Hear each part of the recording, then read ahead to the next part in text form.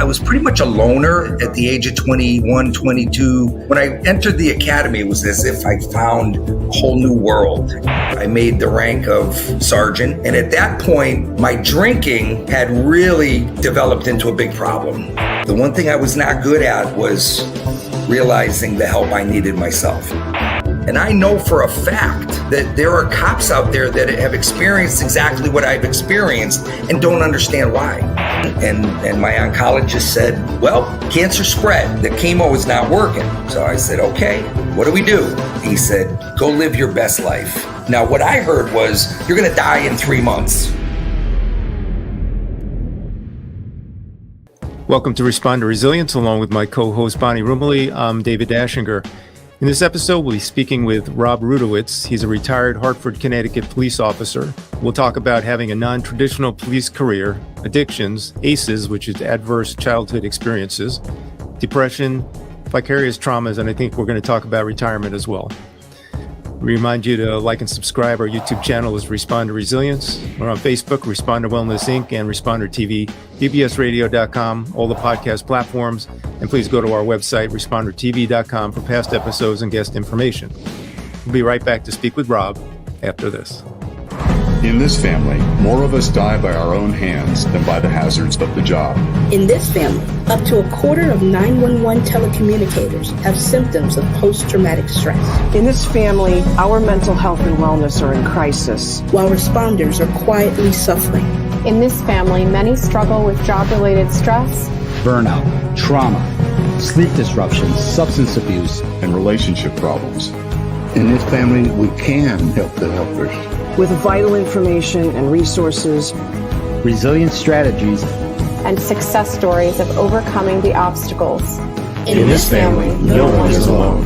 Welcome to Respond to Resilience with co-hosts retired Lieutenant David Dashinger, Dr. Stacy Raymond, and Bonnie Rumley, LCSW EMTB.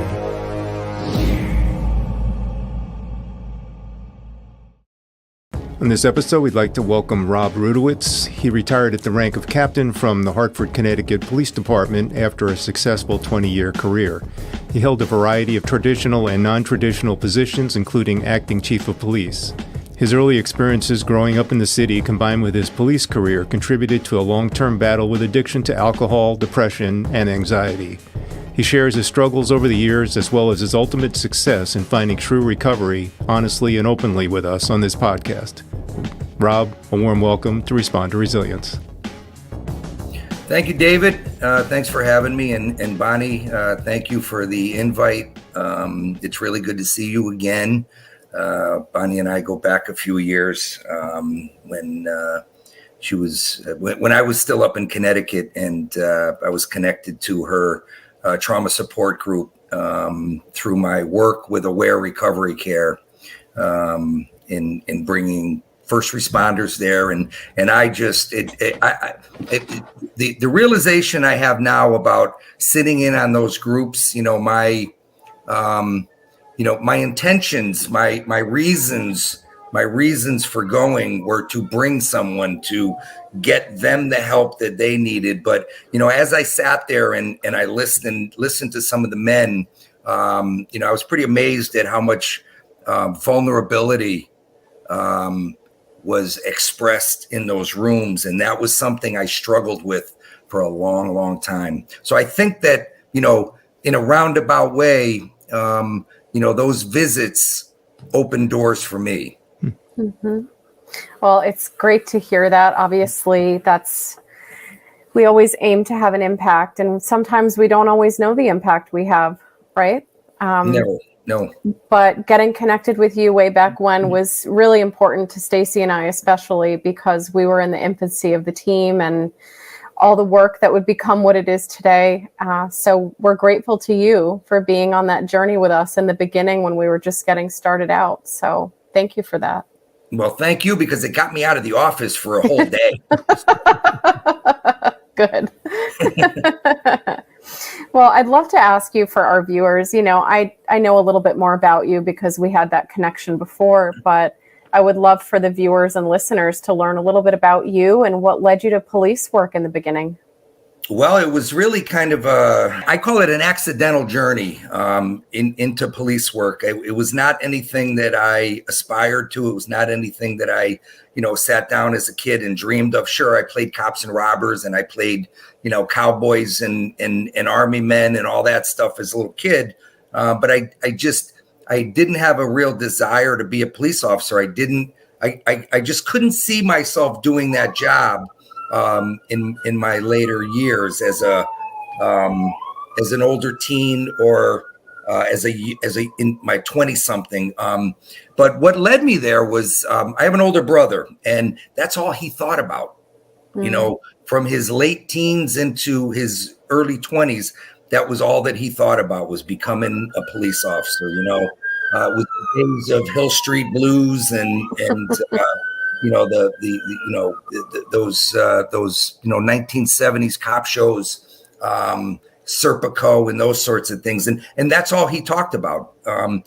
He and I were a little bit different, and at that period of my life, I didn't really have any direction. I didn't have any goals. I didn't have any idea what I wanted to be when I grew up. So I followed him. I went into the Army for a few years, and when I got out, I applied to the Hartford Police Department. It was really the first application that I had submitted. I passed everything, and I was hired, and it changed my life in so many good ways. I know we're going to fast forward later to the retirement piece of all this, but let's fill in the in between. You're getting started in the Hartford Police Department, and you're leaving to pursue other missions with your life. So in your bio, it mentions a non-traditional police career. What does that mean exactly? And how did you, what was the kind of the arc of your career starting from rookie to retirement? Thanks. That's a great question. So when I started with the police department, I was 23 years old. I had a lot of friends from my neighborhood. I grew up in the city of Hartford, and some of my friends from the city we all ended up in the same police academy. So, I mean, it was a time of my life where I was pretty much a loner at the age of 21, 22, 23, and when I entered the academy, it was as if I found a whole new world, and I kind of gained a stride, and we were just having fun. We graduate the academy, we go out on the streets. Here I'm a 23-year-old kid. I got a badge, I got a gun, and I got this newfound sense of purpose. I got this newfound sense of identity, and that was the big thing for me, having that sense of identity. So for the next 8, I think maybe 9 years, I was in patrol as patrol officer, and just having a ball. I really was having a ball, for the most part. And I'll talk a little bit about the flip side to that. But we were having a lot of fun. In 90, I made the rank of sergeant.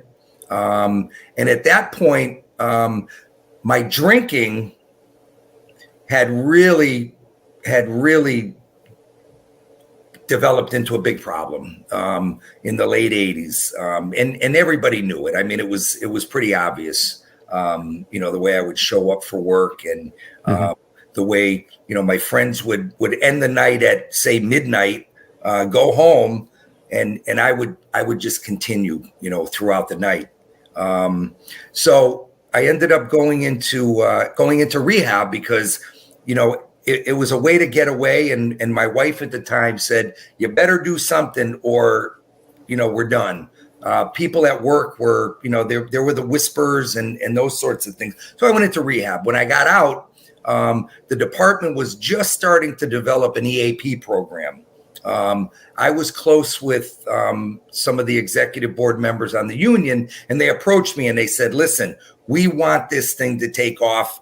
We want you to build it, So, of course, I just dove dove in. I wanted to help. I wanted to share what I had been given at that time. I found this newfound level of sobriety, and I wanted to build that.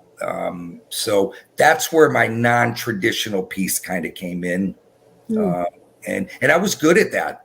I was really good at being the EAP coordinator. I was really good at helping people.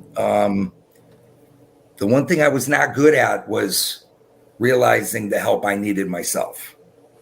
And that again followed me through the years. Come on. Check it. Come on. Let's go.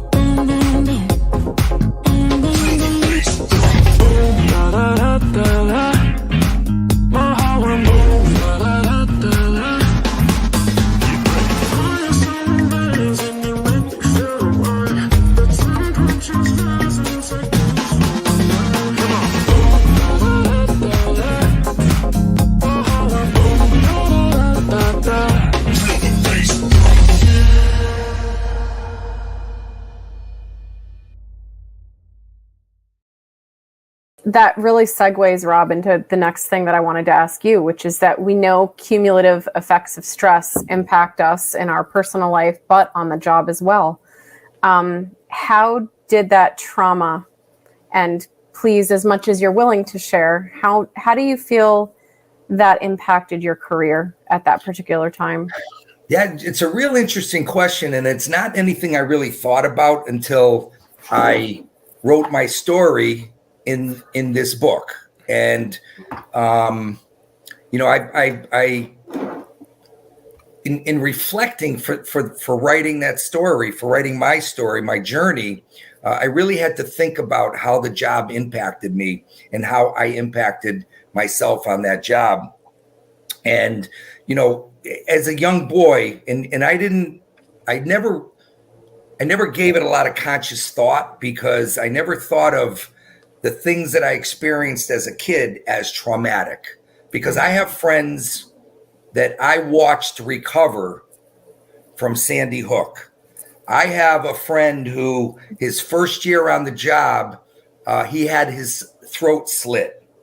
I watched him recover from that trauma. I have a friend who in 1989, I was 2 weeks into my role as the EAP coordinator, and I got called to a police involved shooting. 2 cops had been shot. My friend had been shot in the belly, and I watched them recover from that trauma. So looking at the traumas I experienced as a kid, I couldn't wrap my brain around how it could be anything significant. And that's a trap. It's a trap to make those comparisons, because, what I experienced was difficult. I minimized it. I didn't see it as anything significant, but I do now.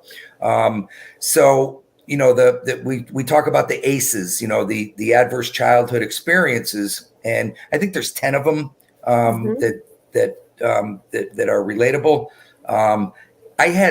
I experienced 7 of them between the ages of 8 and 11, sort of continuously.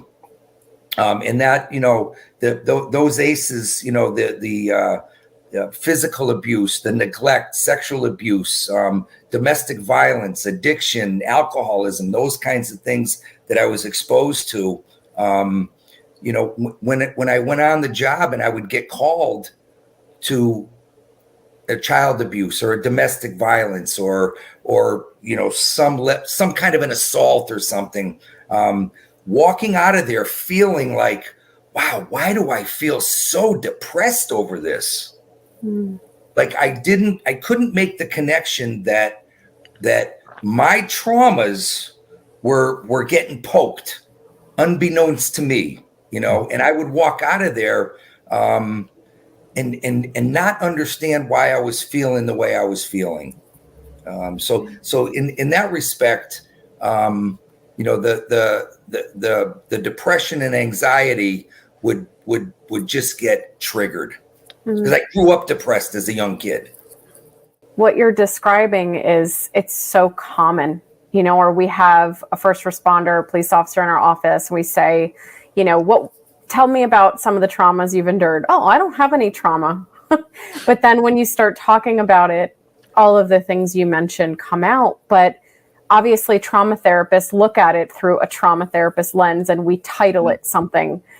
We see people that don't like that word trauma. They don't want anything to do with it. They don't want it identified with them. So I think it's such a common phenomenon that people are experiencing these feelings of anxiety, depression, being triggered, and they really don't have a conscious awareness that it's coming from something that's happened to them in the past.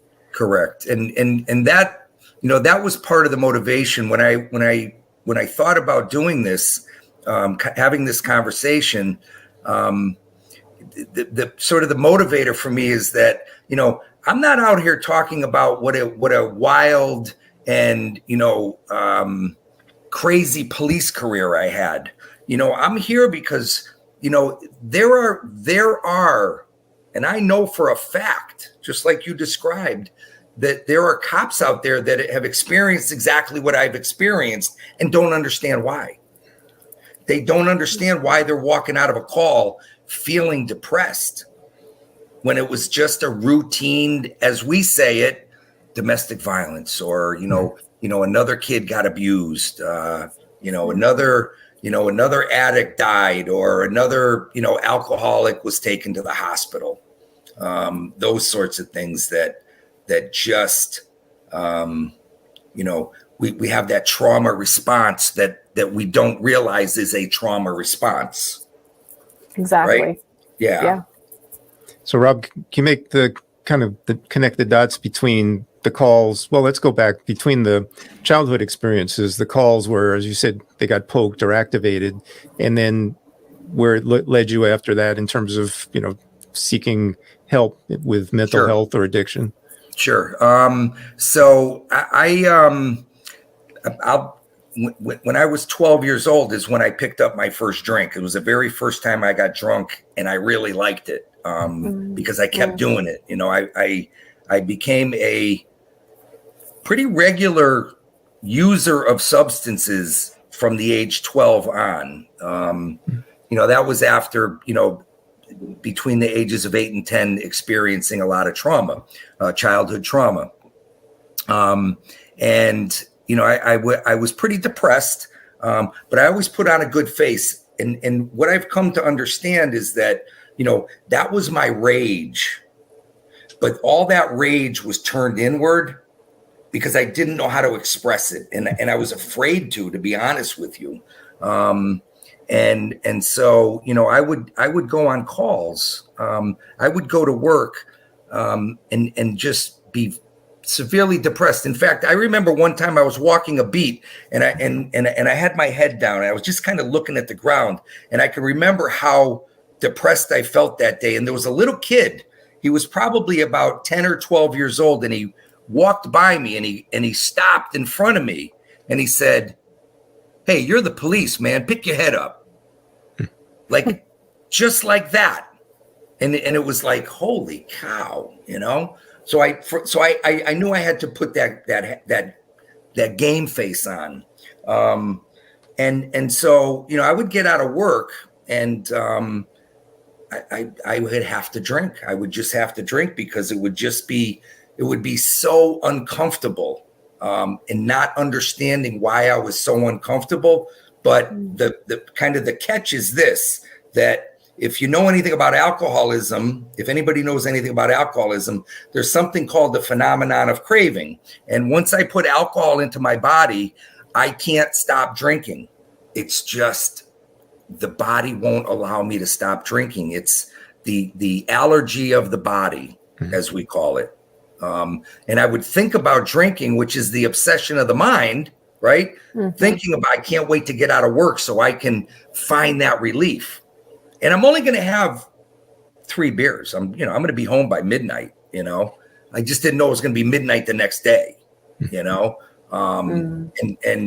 that was a reality. I had friends that would joke with me and say, I saw you at Chuck's Thursday night and you were wearing the same clothes you have on now, and it's Saturday, Wow. because that's where, but leaving work and having to find that relief was just, it was something I had no control over, as odd as that may sound. If you can embrace the concept and the idea of gratitude, so many things will begin to unfold in front of you. So many doors will open, so many windows will open, the sun will shine in. Gratitude is really the go-to for so many different things. And it's free, right? Like, we don't have to have a physical thing in our presence to be able to use that as a positive intervention. You just have to open your heart and your mind. And if you can share that gratitude with others, you'll be benefiting yourself, but at the same time, benefiting others in the process, right? And then the biggest piece of gratitude, which is probably the hardest, is to allow people to show gratitude towards you. And if you can just embrace that, open your heart and let it in. But what's so important is to remember, they are feeling good about themselves if you let that gratitude in.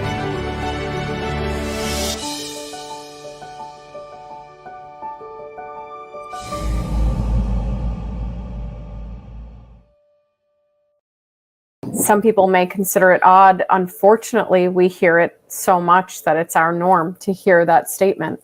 And I know that back then the infrastructure didn't exist for help. People didn't have necessarily the awareness that we do now in some of the departments and the infrastructure to get people help, like the peer support teams who are connected with AWARE and some of these other programs. So I could imagine it would be easier to go in such a long, deep black hole with no one there to really pull you out. Well, back then, and I'm sure even to this day, the solution is send somebody to detox. We're going to put them into a 28-day program. They're going to get educated. And then when they get out, they're left to their own devices. Right. There's no safety net, which is what, which is the value in a program like AWARE, I tried over the course of many years, I tried therapy. I did the 12-step program thing. I tried the church. I tried going to the gym, and none of that had any kind of a lasting effect because I didn't want to make the changes I needed to make.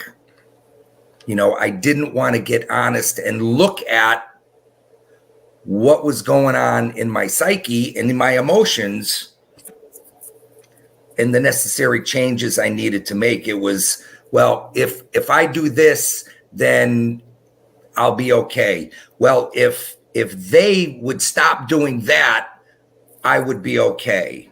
And was there a definitive bottom point that you can point to that were things you knew you had to make the change, and if you hit that, what worked for you? Well, I had a few of them. I had a few of them over the course of 37 years, which is how long I've been in recovery. That doesn't mean that I've been sober continuously over those 37 years. So I've had multitude of bottoms, and here's the thing: we call it. There's always a trap door to the bottom. So you think you hit your bottom, there's another trap door that you could fall through if you don't take the necessary steps to improve your life, to make the changes, to get healthy. So I've had many of them. One such was when in 2000, when I was appointed acting chief. I had been sober for a number of years at that point. and I was appointed acting chief of police during a very tumultuous time in the police department. There were 2 grand juries going on. I was replacing an acting chief who was replacing a chief, both of whom were out on stress-related disorders. So the cards were stacked against me. And you know, when I talk about the non-traditional career that I had, being placed into an acting chief's position created a lot of resentments around folks who, you know, had the traditional careers. You know, they worked the investigations, they worked the streets, they, you know, they did the grunt work, so to speak, while I was going to college. I was in the administrative and those. So there were resentments that were created. So I had kind of a target on my back, and that generated a lot of fear in me. I was having regular panic attacks during that period.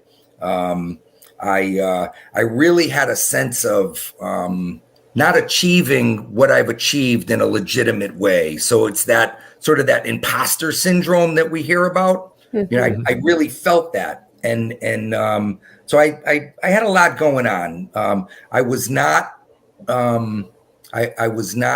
adequately equipped to manage the stress that was involved in that position. Anyway, something happened. And I had to I didn't have to retire, but I got into an accident. I falsified a report because I panicked. You know, everybody knew my history. And so the automatic assumption was he was drunk driving. And, you know, so I falsified a report. And that all came crashing down on me. It was humiliating. I was on the news for probably 2 days straight. I was in the newspaper for a week straight. I made the New York Times and CNN because Hartford is a capital city. Hartford had a lot going on that was making national news at that time. So here's one more bad thing about the police department that the media just, you know, they just grabbed hold of. It just created a whole new rabbit hole for me. And I went into that rabbit hole, ended up retiring after that, kind of feeling like I had a black cloud over me. So that was one really significant bottom that I had.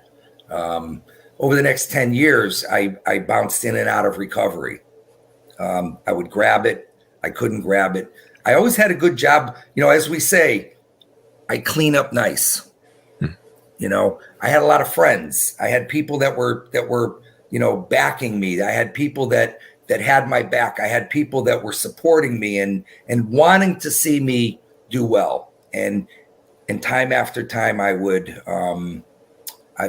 find a way to sabotage the success that I was achieving after the job. So yeah, I had many of them. And then there was one really significant one. And this is what changed my recovery. And this is what changed my whole perspective on what I need to do in order to stay sober, because, you know, I didn't always get in trouble when I was drinking, but anytime I got in trouble, I was drinking. Okay. So I had to finally look at that and put away that denial. Right. And so let's see, in 2019, am I talking too much here? In 2019. No, this is great. Yeah, in 2019, I was involved in a motorcycle accident. And It was September 29th, 2019. I was involved in a motorcycle accident. I was on 91, got cut off into the Jersey barrier, hit the highway. I was doing about 65, 70. I had no helmet on. I was wearing my leather, so that protected me. And I ended up with 7 broken ribs, broken collarbone, a lot of road rash. And I was in the hospital for a week. Well, while I was in the hospital, there was a doctor that came in and he said, while you were in the trauma room in the ER when you first got here, we noticed that there was something on your pancreas. So we're going to advise you to have that looked at. So I'm like, yeah, okay. So they're not making a big deal out of it. And they never alluded to anything. That's exactly what they told me. So, when I got out of the hospital, for that, went to my doctor and they set me up with other doctors and, had more pictures taken and a biopsy and I was diagnosed with stage 4 pancreatic cancer. And, you talk about a gut punch. It was kind of a gut punch, but it was almost as if when I was told that, I did not have a why me reaction. I had a why not me reaction because I knew I had a lot of unhealthy periods in my life. So I'm like, well, why not me? Okay, what are we going to do, doc? What do we need to do? And my kids were there and my daughter said, is it curable? Eesh. And the doc said, no.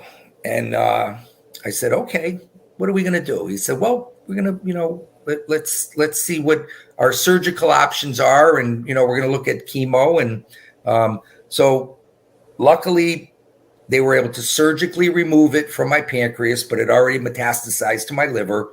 So that's where they were treating me with the chemo.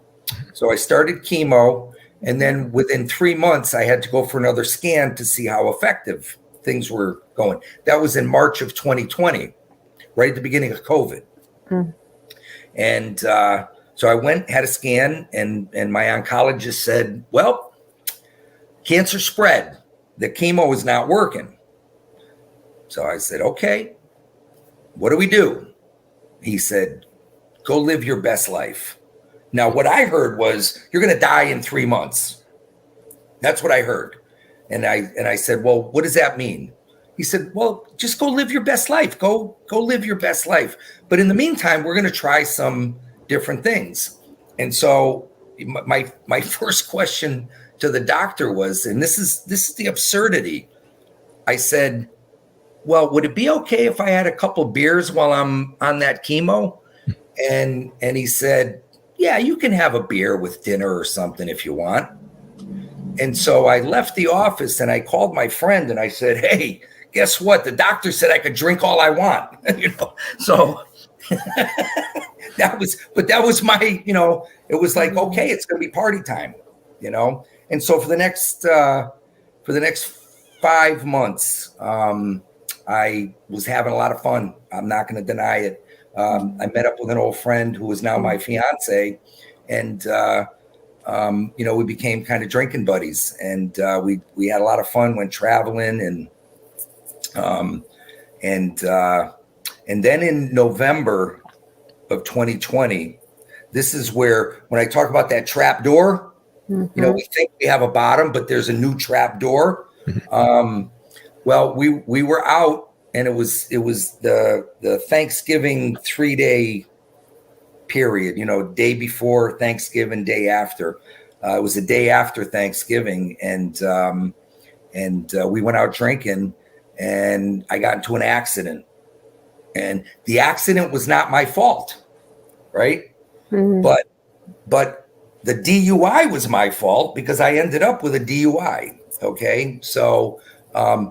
That was a whole new trapdoor that I experienced, and I can remember waking up the next day, and I just thought to myself, okay, what have you not done over the past 34 years in your recovery that you need to maybe look at now?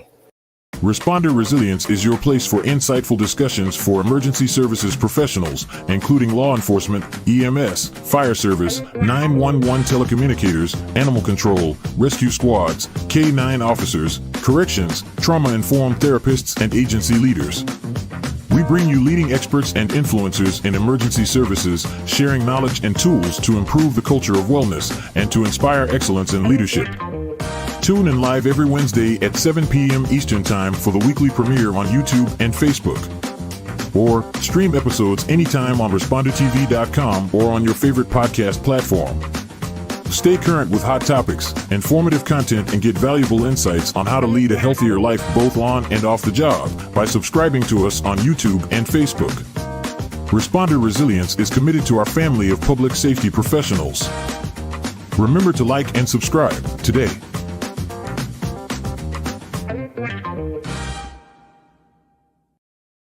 And so these new revelations kind of came to me, universe, God, whatever you want to call it. They came to me, and I did those things that I hadn't done over the previous 34 years, which is connect with a 12-step program, connect with men who have been through what you're going through, who got through it, and who know what to do. But your role is to listen to them. Over the years where I talk about I was really good at helping others, my philosophy was, here, take my advice because I'm not using it, so you might as well use it. I don't need my advice. You need my advice, and that perspective changed. I guess that's where my newfound freedom began. And I was able to get at the things that I didn't realize were just holding me in a dark hole. Well, thank you for sharing that so eloquently. There's so much to that. And I think it's going to touch somebody who may need to hear your story. Hope so. Yeah. And speaking of your story, so you've contributed to a book called The Man Chronicles. Talk about that. Man. Expanding Man. Okay. Talk about that. What's your contribution to the book and where can people find it? Well, so like I had mentioned earlier, I have a blog on Facebook, and if people want to connect with me on Facebook, I can then bring them into my blog. It's a private blog where I do a lot of writing, and I had a lot of people encouraging me, hey, listen, you need to write a book, and I just, that's not what the purpose of my writing had been. It was just to tell, stories about my experiences in life. And apparently, I don't know, I guess I touched a few people, and they put me in touch with this gentleman by the name of Ryan Hall, who was putting the Expanding Man Chronicles together. And it's a book of 7 men who tell their stories about growth and transformation as men. So I started to write that, and I started to write it from the perspective of kind of how the police department and becoming a cop had changed my perspective on manhood and masculinity and all that stuff, and I wanted to get into the whole, toxic masculinity. But as I started to write, I just, every time I started, I would think to myself, well, I've got to go back a little further, and I've got to go back a little further. And I ended up going back to 8 years old, and then the story just kind of took off, and the whole, the realization I came to is, I think that whole toxic masculinity is just a media made up figure of speech. I do believe we have toxic emotions. And I do believe that our traumas, our experiences can create those toxic emotions, which can create a person to be not who they intend to be. And, the book is on Amazon. And, that's probably the easiest place to find it. But if anyone wants to connect with me on LinkedIn as well, I do have in my bio a description of how or why I want to still help. I still want to give back. It's not anything I want to do for work. I'm not any money that I made off of this book, I donated to pancreatic cancer awareness. And so I'm not getting rich. I'm not going to buy a boat because I wrote a story, Yeah. But I do want to give back. Well, I read your story in that book, Rob, because you let me know about it, which I really appreciated. And it was so visceral. It was so poignant. It was so honest. And I honestly recommend that everyone read that book, especially Rob's story. I really loved how you described this monster gripping you and just taking a hold of you and battling it forever until you were able to win the battle. And I think that kind of imagery and that kind of description speaks to so many people, because everyone has monsters of different kinds. Right? And I've really enjoyed reading it as a professional and also just as a human being. So it was wonderful. Thank you. The name of my chapter is Detours Are Not Dead Ends. And because as I was writing the book, I saw very clearly all the detours that I hit along the way, but it didn't stop me, I start off with talking about, as a 8-year-old boy teaching myself how to ride a bike. And I finally conquered that. I had no one teaching me. I taught myself. And I was like, wow, I never really thought of it that way, which led me into, all the other sort of detours. It's very healing. We talk about something being cathartic, but, it's very healing to, and I encourage men and anybody to sit down and write their story. Doesn't mean you got to publish it. Doesn't mean you got to put it out for public consumption. But when you look at the things that you've been through and what you've accomplished and what you've survived, you look and you sit back and you go, holy crap, I've been through a lot, kind of thing. Yeah. I mean, sometimes we just don't stop and take, step back or take a 30,000 foot view of our life and our journey as human beings, as men, as first responders, whatever it is. And you've done that. And we're grateful to you for sharing that, your story, being so open and honest about it. And like I said before, I'm sure someone who needs to hear about it, it's going to touch them and it'll have that ripple effect. And we want to wish you all the best with your healing journey and all your service that you're doing by sharing your story, Rob. Thank you. So I don't know if this would be possible, but it might be the easiest way is if you could put my email. Yeah, we'll put it up. And anybody, wants to ask a question, reach out, make whatever. I'm happy to receive that. And the email is my first initial last name @outlook.com. Perfect. Yeah, we'll put them up. Rob, it's been a pleasure. The time flew by, and we really enjoyed having this conversation with you. Thank you, David. It was a pleasure meeting you, Bonnie. It was so wonderful to see you again. Give my best to Stacy. I will. Thank you, my old friend. Remember to like and subscribe. Our YouTube channel is Responder Resilience. We're on Facebook, Responder Wellness Inc., and Responder TV, bbsradio.com, and all the podcast platforms. And check out our website, respondertv.com, for past episodes and guest information. Till the next time, stay safe, be kind to yourself. Take care.